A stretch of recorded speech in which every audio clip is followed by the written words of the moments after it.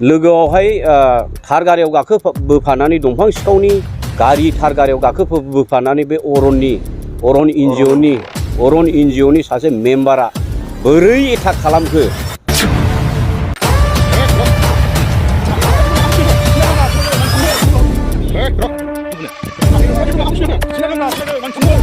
दंफां सिखावफ्रा फैनानै उन फैफानानै सान्तिपुरनि साहा नेपाली बस्ति सान्तिपुर बाजारनिफ्राय 1.5 किल'मिटारसो जागोन बेयाव फैनानै थाथेफैनानै बिसोरो बुंबाय गावसिनो हायो गावसिनो दंफांखौ रोगायो होननानै बुंबाय खिन्थु बियो फल्स बिथांमोना जुदि एभिडेन्स होनो हायोबा जोंनि सोरबा सार्भिस प्रभाइडारफ्रा जुदि इनभल्भ दंब्ला खोन्थाना हो प्रुफ लाबो जों बेखौ बिथांखौ जों जेलाव हरनाय जागोन आरो मोनसे अरन एनजिअ होननायनि सासे सोद्रोमा बेखौबो आं बिथांखौ सिनायो आं नाम मख'लायला बे बिथाङा दंफां हमनायाव जोंसो मदद होनांगौमोन जोंखौसो हेल्प खालामनांगौमोन बोरै दंफां सिखावफोरजों थाफानानै बे एटाक खालामखो थार गंसे दं थाराथ' दंफां सिखावनिसो दंफां सिखावफोरजों थाफानानै बोरै बियो सार्भिस प्रभाइडारखौ हाग्रा रैखाथि होनांगौखौ बोरै बियो उल्था बिसोरजों दंफां सिखावफोरजों थाफानानै बोरै एटाक खालामखो खौरांगिरि मेल लानायनि उद्देश्यआ मानो नोंथाङा खौरांगिरि लानो गोनां आच्छा बेयाव क'क्राझार डिस्ट्रिक्ट आरो लोगोसे चिरां डिस्ट्रिक्ट सार्भिस प्रभाइडारफ्रा बेयाव ज' जानायनि जाहोना जाहैबाय दाख्लैनि दावरावखौ लानानै दावरावआ ओरैबायदि जादों जाहैबाय दावराव जानायनि सानसे सिगां मंगलबार दिनखालि टाटा मबाइल गंनै हमनाय जादों टाटा मबाइला जाहैबाय खुंग्रिङाव हमनो मोननाय जादों ओमफ्राय ओइदिनखालि हमनो मोनबाय दंफां गारि लड गंसे ओमफ्राय गंसेया खालि गारि बेखौ लाबोनायनि उनावहाय बै दलपानि बिनि अखानायै बुधबारखालि दलपानियावहाय दंफां दंमोन बिदिनो सेरफां आरो माखासे थफा थनै लालि बेवहाय जोंनि CID दंमोन CIDआ जोंनो खबर हरनायलाय जों थांना नायबाय दंमारो दंनानै ओमफ्राय अखानायै जोङो बे अखानायैहाय दावराव जाखालि जोङो लड खालामना लाबोबाय मालखौ लोगोसे उल्टापानिनि SSBबो दंमोन जोंखौ SSBफ्रा जोंखौ हेल्प होनायनि थाखाय SSB बिथांमोननो आं धन्यबाद जासियो लोगोसे लाबोनानै दंफां सिखावफ्रा फैनानै उन फैफानानै सान्तिपुरनि साहा नेपाली बस्ति सान्तिपुर बाजारनिफ्राय 1.5 किल'मिटारसो जागोन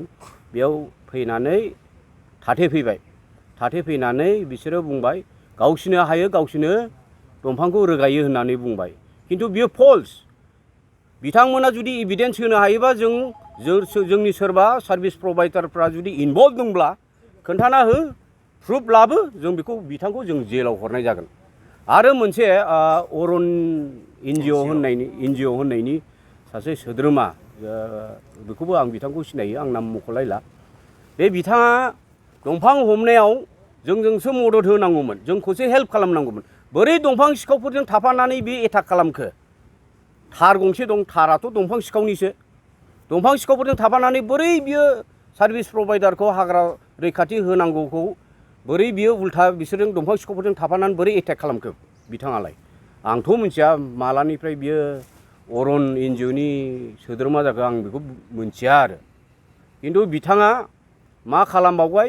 1-1.5 घन्टानि उनाव गासैबो दंफां सिखावफ्रा सान्तिपुराव फिल्डआव जमा जानानै जोंनि लकेल नोंथांमोन मिडियाखौ लेंहरनानै दंफां सिखावफ्रासो मिडिया होबावबाय दा दंफां सिखावफ्रा आं प्रुफ होनो हायो मानो होनोब्ला जाय बाइट होदों जोंनि साहाथिंजायनि बिथाङाबोथ' दंफां मावो आरो बेजों थाफानाय सानै नामखौ आं बुंला बिथांमोनाबो दंफां मावो आरो माखौ लानानै बिथांमोना एथ'बां माखौ जुजिदों जों दंफां हमग्रा नालाय जोङो डिपार्टमेन्ट मानसि नालाय जों दंफांखौ हमखागोन आरो आं मोनसे खावलायबावनो लुबैयो बिथांमोना प्रेस मिट होदों जोंनि सार्भिस प्रभाइडार बिथांमोना जुदि दंफां बे हानायाव सोरबा जुदि इनभल्भ दंबा खोन्थाना हो बे हाग्राखौ लेंबो जोंनि सिगाङाव जोंजों मुखा मेला खालाम प्रुफ जुदि होनो हायोबा दंफां हाग्राफ्रा जुदि नै उमुगानो बे बिथांमोना नैबे बिथांमोनानो हादों होननानै जुदि नाम मख'नानै जुदि बुंनो हायोब्ला जों बे मानसिखौ जों जेलाव हरगोन सार्भिस प्रभाइडारानो होननानै बुंदों दा बेखौनो आं बुंबाय थादों प्रुफ हो सोरबा अरन एनजिअनि मेम्बारफ्रा जुदि प्रुफ दङबा बिथांमोना प्रुफखौ देखायदों जाय दंफां हाग्रा बेखौ लाबोथों जोंनि सिगाङाव फेस टु फेस खालामथों जुदि बिसोरो थारैनो सार्भिस प्रभाइडारनि मानसिफ्रा जुदि बेयाव इनभल्भ दङब्ला जों जेलाव हरगोन बेखौ खुनु कनसिडार गैया दाथ' दंफां सिखावफोरनि सायावथ' जों राहाखौथ' लागासिनो दङ जों रेन्जनोबोथ' खोन्थाबाय ओमफ्राय डेप' साराबो मोनथिखाबाय दा मा एक्टिभ लागोन एक्सन लागोन बे गोजौ लेभेलनि हाइ कमान्डनि सायाव जागोन नोंथांमोना हाग्रा संरैखा खालामनायनि खेथ्रआव माबायदि खामानि मावनो सिन्थाधारा खालामबाय थादों जोङो दा सार्भिस प्रभाइडारफ्रा जोंहा सिकिउरिटि एसे खम जादों मानो होनोब्ला दंफां सिखावफ्रा बिना हाथियार गैयै मानसिखौ गिया बुलायफिननो नागिरो दाख्लैबोथ' बुलायनाय बायदियानो जाबाय नाख्रां नाथि जालायबाय दाख्लैबो बिनिखायनो जोंनो फर्स मोजां नांगौ जाहाथे जोंनि बिटिसि सरकारा आर्म्स गोनां फरेस्ट प्रटेक्शनखौ जोंनो नांगौ होमब्लासो जोङो मोजां दंफां लाइफांफोरखौ इनभाइरनमेन्टफोरखौ जों मोजां लाखिनो हागोन दाख्लैनि बे जालांनाय जिखिनि जाथाय बाव मोनसे बाथ्राखौ मेनसन खालामदों दि फरेस्ट डिपार्टमेन्ट अथ'रिटि गैयाल'से सार्भिस प्रभाइडारआ बोरै हाग्रा सिङाव थांनानै दंफां लानो बेखौथ' अलरेडि जों रेन्जारनो इनफर्म होखादों बिथांमोना बुंदों सानै हयै माव होननानै ओमफ्राय जेरावहाय जोङो दंफांखौ मानो मार्चेन्टफोरनो जों हरनो मथा मथि जोंहाथ' सरकारा लस जायोना बेनिखायनो जोङो लाबोनानै जों बेखौ फानखोमा हराखैबो जों जेरावबो हराखै नोंथांमोना मैया दाखालि नोंसोरो खेबखादों क्लिप दंखायो नोंसोरनावबो जोंनि सान्तिपुर फरेस्ट बिट अफिसावनो जमा दंजोबो गासिबो जोङो गोबां समाव नुनो मोनो कि फरेस्टनिफ्रायबो बा नोंथांमोननि सार्भिस प्रभाइडारफोरनिफ्रायबो हाग्रा रैखाथिनि थाखाय माखासे होबथानायनि खामानिखौ मावनाय नुनो मोनो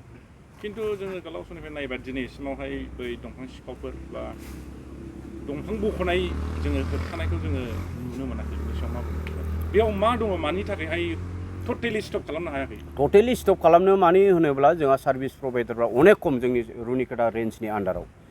ओरै होसोयोब्ला बै लामा दोंसेजों ओंखारलांगोन बै लामा दोंसेजों होसोयोबा ओरै लामा फारसेजों ओंखारगोन दाख्लैबो जों टाटा मबाइल गंनै हमखालि ओइदिनखालि गंबा टाटा मबाइलमोन अनलि जों गंनैल' मोनदों मानो होनोब्ला जोंहा प्रटेक्शन खालामनाया मानसिया खम जादों दा बेथ' कमप्लिटलि दंफां सिखावनि बियो नोंथांमोना जोंजों थांफानो हायोबा जों लेंलांगोन हाग्रायाव बेसेबां दंफां हानाय दं नोंथांमोनाबो नुब्ला बिराद दुखु मोनगोन आरोखि नोंथांमोना सिखावखौ सिनायथि जाबाय नामा सिखावखौ जों सन्देह जों एसे दङ खिन्थु डाउट नङा आरोखि बुस्थुआ जों सन्देह दङ बे माला सोरनि खिन्थु डाउट नङा आरोखि जों दाबो क्लियार मोनाखै नालाय दंफां सिखावा सोरनि खिन्थु माला टटेलि दंफां सिखावनि आरोखि बाव सार्भिस प्रभाइडारनि मोनसेबो इनभल्भ गैया आं जावले बेखौनो बुंबाय थादों सोरबा जुदि सार्भिस प्रभाइडारनि मानसिया जुदि बेयाव इनभल्भ दङब्ला बास इभिडेन्स देखाय जों बेखौ जेलाव हरनाय जागोन आरो बे सार्भिस प्रभाइडारनिफ्राय बेखौ आउट खालामनाय जागोन प्रेजेन्ट दंफां बे हाग्रानि दंफां हानायफ्रा प्रेजेन्ट दा कन्डिसन माबायदि जाना दं बारा जादों ना खम जादों नोंथांमोननि जिखिनि दा दंफां हानाया आवगोलाव मास मोनथामनि सिगां बिराद एभेलेबेल दंफां ओंखारदोंमोन ओमफ्राय मास मोनथाम मोनब्रैसोनि उनावहाय खम जाबाय आरोखि मथा मथि दाख्लैल' मथा मथि गंनै गंथाम हाबदोंमोन आरोखि गंबा हाबदोंमोन गंबायाव गंनैखौ मोननाय जादों आरोखि अनेक खमायबाय आरोखि दा दंफां सिखावफोरखौ मा खावलायहरनो सानो दा अननानै आं खावलायो दंफां सिखावफोरखौ बिथांमोनखौ गासिबो जोंनिनो दादा भाइजोब सिनायजोबलायखायो जोङो जोंनि लकेलनि जोब बांसिन बिथांमोना अननानै दंफांखौ दाखावसै अननानै दस्रा बिजनेस लाइनाव हाबदो माहाजोन जाजोबखाबाय नोंथांमोना न'खौबो दाखांनो हाजोबखाबाय बे बिजनेसावनो बिनिखायनो आं खावलायदों जोंनि फंबायफोरखौ जाहाथे दंफांखौ दाखावसै अननानै दस्रा बिजनेस सालायदो आच्चा ओमफ्राय लोगोआवहाय थार गारियाव बोफानानै दंफां सिखावनि गारि थार गारियाव बोफानानै बे अरन एनजिअनि सासे मेम्बारा बोरै एटाक खालामखो सान्तिपुरनि साहा बेयावथ' गासिबो जोंनाव फुल डिटेल्स भिडिअ दङ जोंनि फंबाय आं नामखौ बुंला फंबाय जायो आङो बिसोरो गासिबो दंफां सिखावजोब बाव पाब्लिक गैया सासेबो दङ औ साब्रैसोल' दङ आरोखि साब्रै साबासोल' दङ ओमफ्राय पाब्लिक लाखिनो नागिरदोंमोन हायाखिसै होननायाबो बे फल्स आरोखि नंथारा आरोखि बियो फल्सथार आरोखि दा बे अरन एनजिअनि सासे सोद्रोमा जालायनानै दंफां सिखावनि थाराव गाखोलायनानै बोरै दंफां सिखावजों हेल्प होखो बिलाय आंथ' एनजिअनि नंगौना नङा आं सासपेक्टसो दं आरोखि आंथ' मिथिया नालाय नै आं सोर नों मिथिगौ नामा होनलायनायावसो बेबो सासे एनजिअनि मेम्बार दांलै नंनानै आं बे बाथ्राखौ दिनै नोंसिनि मिडियानि सिगाङाव आं बुंनाय जाबाय आरोखि बिथाङा जुदि एनजिअनि मानसिमोनब्ला फरेस्टनि सार्भिस प्रभाइडारजोंसो हेल्प खालामनांगौमोन बिथाङा दंफां सिखावफोरजों थाफानानै माबोरै बिदि एटाक खालामखो उल्था